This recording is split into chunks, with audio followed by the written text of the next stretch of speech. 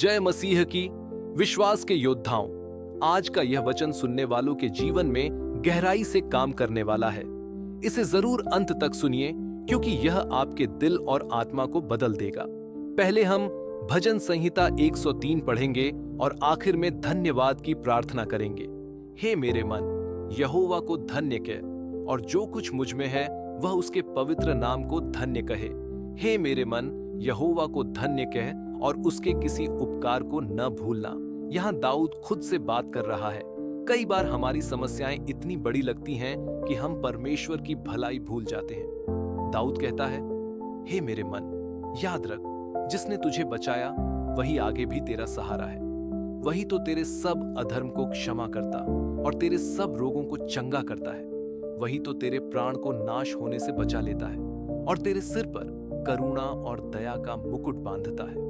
वही तो तेरी लालसा को उत्तम पदार्थों से तृप्त करता है, जिससे तेरी जवानी उकाब की नाई नई हो जाती है। परमेश्वर सिर्फ हमें क्षमा नहीं करता, बल्कि हमारी बीमारियों को चंगा करता है और हमारे जीवन को विनाश से बचाता है। वह हमें दया का मुकुट पहनाता है और हमारी ताकत को नई कर देता है। जब आप थकान और निराशा में होते हैं, तब वही आपको चील की तरह ऊंचा उड़ने की शक्ति देता है। यहोवा सब पिसे हुओं के लिए धर्म और न्याय के काम करता है। उसने मूसा को अपनी गति और इस्राएलियों पर अपने काम प्रकट किए। यहोवा दयालु और अनुग्रहकारी, विलंब से कोप करने वाला और अति करुणामय है। हमारा परमेश्वर जल्दी क्रोध करने वाला नहीं, बल्कि दया में धनी है। छोटी बातों पर गुस्सा कर लेता है, लेकिन परमेश्वर का स्वभाव है क्षमा, प्रेम और अनुग्रह। जब हम गिरते हैं, वह हमें फिर उठाता है। वह सर्वदा वाद विवाद करता न रहेगा, न उसका क्रोध सदा के लिए भड़का रहेगा। उसने हमारे पापों के अनुसार हमसे व्यवहार नहीं किया और न हमारे अधर्म के कामों के अनुसार हमको बदला दिया है। जैसे आकाश पृथ्वी के ऊपर ऊंचा है, वैसे ही उसकी करुणा उसके डरवैयों के ऊपर प्रबल है। उदयाचल अस्ताचल से जितनी दूर है, उसने हमारे अपराधों को हमसे उतनी ही दूर कर दिया है। सोचिए, हमारे पाप कितने बड़े होते हैं, लेकिन परमेश्वर कहता है, मैंने उन्हें पूर्व से पश्चिम जितना दूर कर दिया है। यानी जो पाप हमें याद रहते हैं, वे परमेश्वर की याद में नहीं रहते।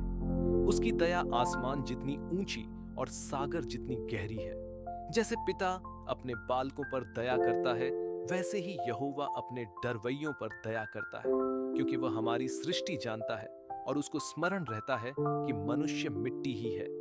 मनुष्य की आयु घास के समान होती है।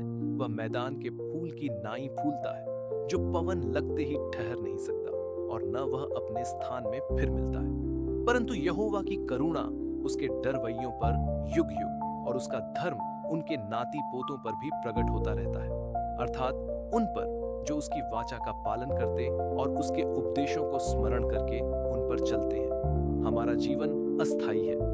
इंसान की आयु घास की तरह है, परंतु परमेश्वर की दया सदा के लिए है। जब हम उसकी वाचा को मानते हैं और उसके मार्ग पर चलते हैं, उसकी आशीष पीढ़ी दर पीढ़ी बनी रहती है। यहोवा ने तो अपना सिंहासन स्वर्ग में स्थिर किया है और उसका राज्य पूरी सृष्टि पर है।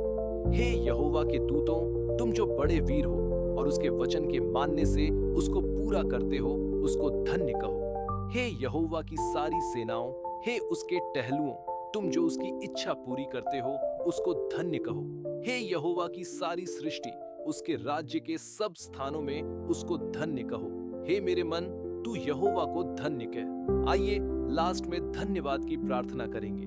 हे स्वर्गीय पिता, हम तेरा धन्यवाद करते हैं कि तूने हमारे सभी पाप क्षमा किए, हमारे शरीर को चंगा किया और हमें विनाश से बचाया। प्रभु, हम स्वीकार करते हैं कि तू हमारी शक्ति का स्रोत है। आज हम अपनी पूरी जिंदगी तेरे हाथों में सौंपते हैं। जहां बीमारी है, वहां चंगाई बह निकले। जहां निराशा है, वहां आशा आ जाए। जहां टूटन है, वहां तेरा प्रेम भर जाए। प्रभु, हमें अपनी दया से मुकुट पहनाकर ऊंचाइयों पर ले चल।